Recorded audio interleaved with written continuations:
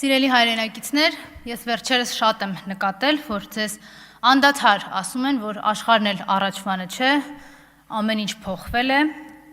եւ ձեր կյանքում տեղ գտած վախը, անկայունությունն ու անորոշությունը փորձում են ձևակերպել, թաքցնել հենց այսպիսի ձևակերպումների ներքո։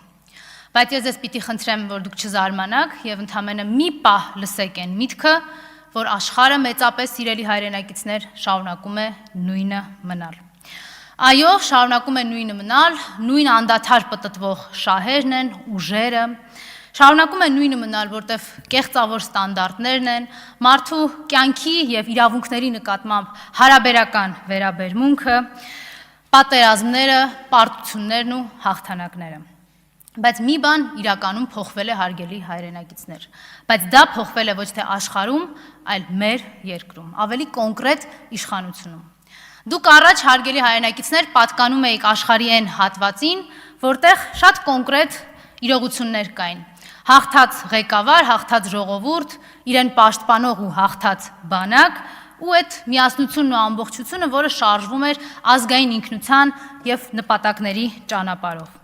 Այդ պետությունում ահաբեկիչները հայ առաքելական եկեղեցուն ծառայող սրբազաններն ու հոգևորականները չէին հռչակվում, այլ մեր հայրենիքի սահմանները խախտել փորձող դիվերսանտներ, ովքեր իհարկե այդ դիվերսիայի համար պատժվում էին։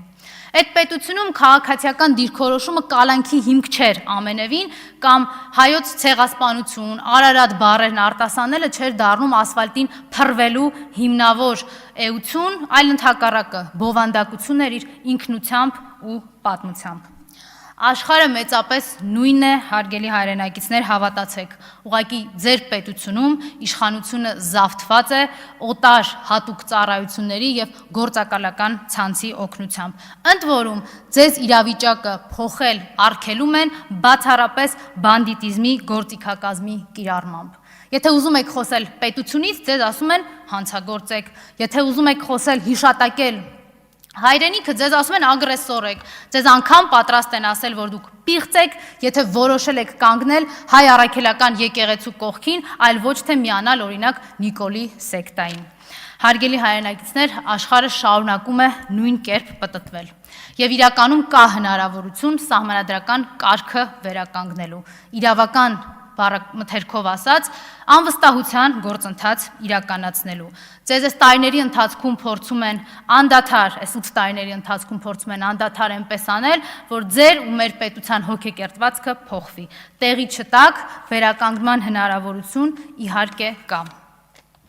Շնորհակալություն, Տիկին